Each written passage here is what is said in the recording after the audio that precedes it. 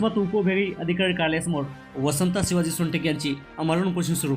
उपोषणाचा दुसरा दिवस उजडला तरी प्रशासनाने मात्र या उपोषणाकडे पाठ फिरवली आहे. वसमत तालुक्यातील मोजे भेंडेगाव गावातील रहिवासी असलेली वसंता शिवाजी सोनटेक यांचे वडील शिवाजी रामा सोनटेक हे मागील 2024 पासून गायब आहेत.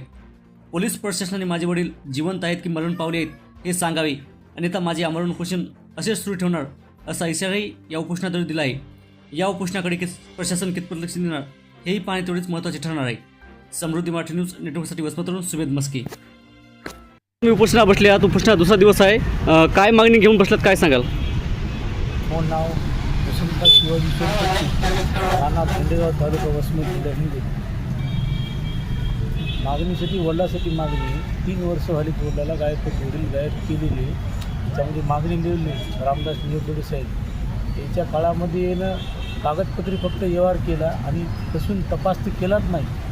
आणि जसे जसे दिवसाला दिवस वाढत तिसरं वरीस आहे या पुलाच्या कामासाठी रेल्वेच्या या संदर्भात वडिलाला गायब केलं. त्याला सगळंच माहीत आहे, पण त्यानं असा तपास कुठलाच केलेला नाही. पैसे वगैरे हे ते घेऊन जाऊन कागदपत्रांची व्यवहार केला. त्याच्या संदर्भामध्ये आणि पुरी साहेब आले काही 15 दिवसाखाली. त्या संदर्भामध्ये आता चालू बसलेले काय माहिती याचं काही कोणी आलं नाही. तिसरं वरीस चालू आहे की व्यवहार आहे. त्यानं नुसते कागदपत्र दाखवली हे करायची, त्याचं काहीच अजून त्यानं बदली करून वसमत ग्रामीणला आली.